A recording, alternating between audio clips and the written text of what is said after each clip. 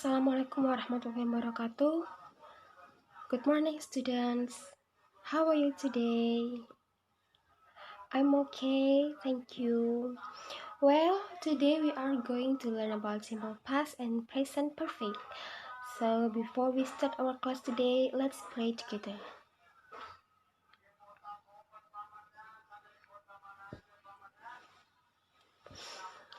Well, tentunya banyak dari kita yang tidak tahu kan, kapan kita menggunakan simple past dan kapan kita menggunakan present perfect. Karena memang keduanya sama-sama menunjukkan waktu kejadian di masa lampau. Jadi apa perbedaannya? Nah, pada pelajaran kali ini kita akan membahas poin-poinnya. Jadi kita pada slide yang pertama dulu. When do we use each in English? Kapan kita menggunakannya pada bahasa Inggris?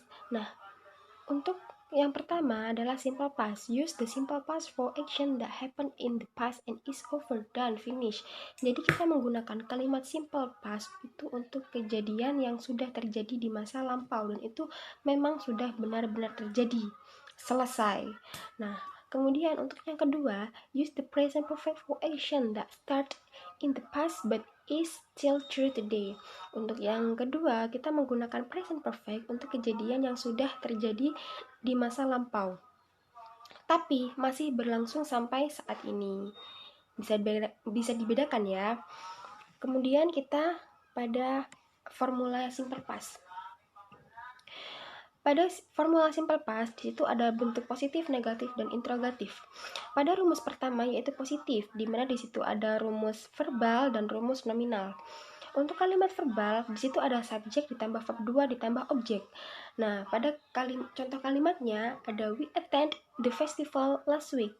Kita menghadiri festival itu minggu kemarin. Jadi, subjeknya we, verb 2-nya berupa attended, kemudian festival itu ada objek, dan last week itu adalah adverb yang menunjukkan waktu yang sudah lampau, yaitu minggu kemarin. Nah, paham ya? Kemudian untuk kalimat nominalnya, di situ ada subjek to be, was, were, di mana was digunakan untuk I, we, you, they. Kemudian yang kedua ada kalimat nominal, di mana di situ ada subjek, kemudian to be, was atau were, dan ditambah adjektif atau adverb.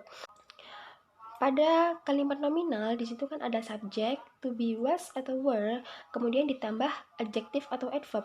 Di mana kalau kita menjumpai to be, was, pasti di depannya itu digunakan oleh subjek I was, he was, she was, it was.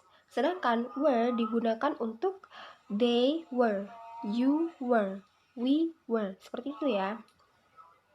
Pada contohnya ada she was absent yesterday.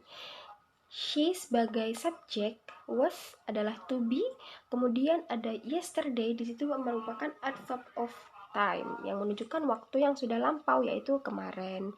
Kemudian pada kalimat negatif ada subjek, terus kemudian ada kata bantu did not, dan kemudian ada infinitive verb, kemudian ada objek, di mana did not ini digunakan untuk segala subjek, semua subjek, dari subjek I didn't, he didn't, she didn't, we didn't, they didn't, it didn't. Nah, didn't itu merupakan singkatan dari did not. Untuk kalimat contohnya, we did not attend the festival last week. Kita tidak menghadiri festival itu minggu kemarin. Kemudian ada kalimat nominal, di mana subjeknya ditambah was, were. Sama ya, kalau was, were tadi itu yang seperti saya jelaskan, subjeknya ada I, he, she, it untuk was, kemudian were digunakan untuk you, they, we. Kemudian ditambah adjektif atau verb. Kemudian untuk contoh kalimatnya ada she was not absent yesterday. Dia tidak absen kemarin. Kemudian ada interrogatif. Di situ ada kata bantu did yang digunakan untuk kata pertama pada kalimat interrogatif. Did ditambah subjek, ditambah infinitive verb, ditambah objek. Contohnya, did they attend the festival last week?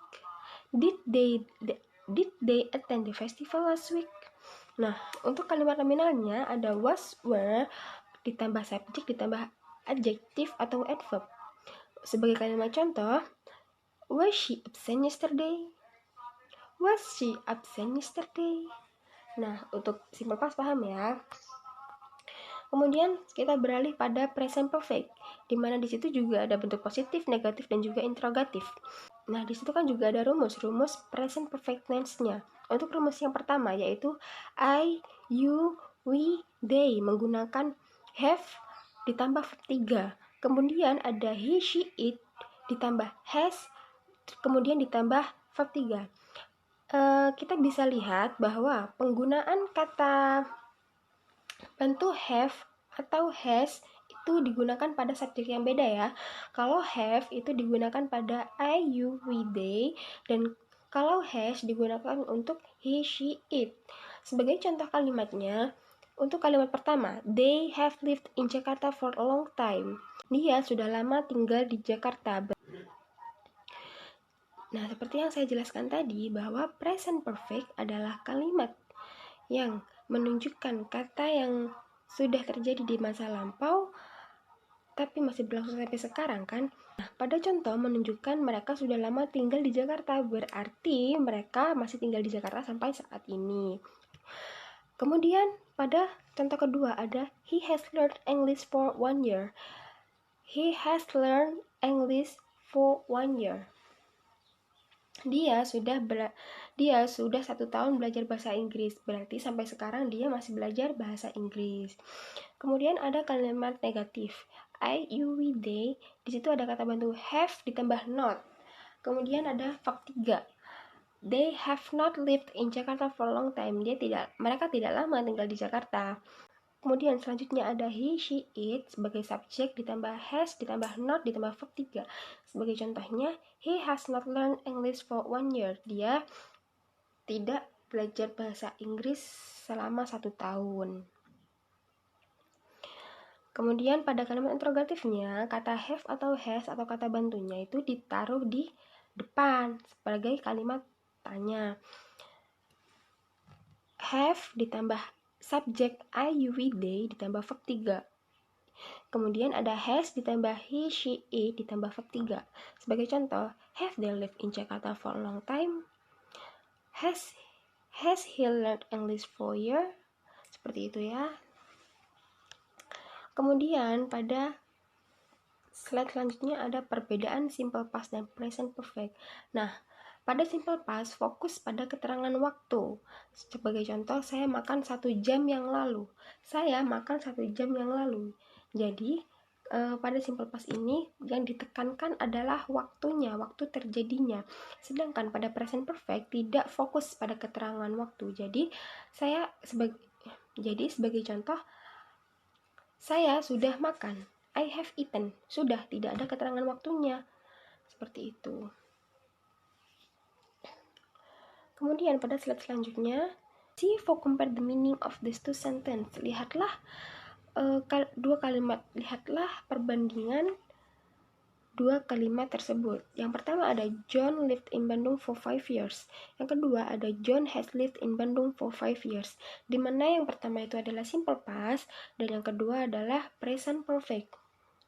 Nah, kita lihat ke slide selanjutnya di mana ini adalah penjelasan pada simple past. Nah, pada kalimat pertama, John lived in Bandung for 5 years. By using the simple past tense, that means John started living in Bandung 5 years ago and then he moved. Now he lives in different city like in Japan. Jadi, pada kalimat pertama itu kan menggunakan simple past tense. Nah, maksudnya kalimat pertama itu John itu sudah tinggal di Bandung itu 5 tahun lalu. Nah, sekarang dia itu pindah seperti di Jepang seperti itu. Jadi kejadiannya itu udah lampau, udah terjadi gitu, selesai. Kemudian pada kalimat kedua ada John has lived in Bandung for 5 years. By using the present perfect tense, it means that John began living in Bandung 5 years ago and he still lives there. Remember, present perfect connect the past with the present.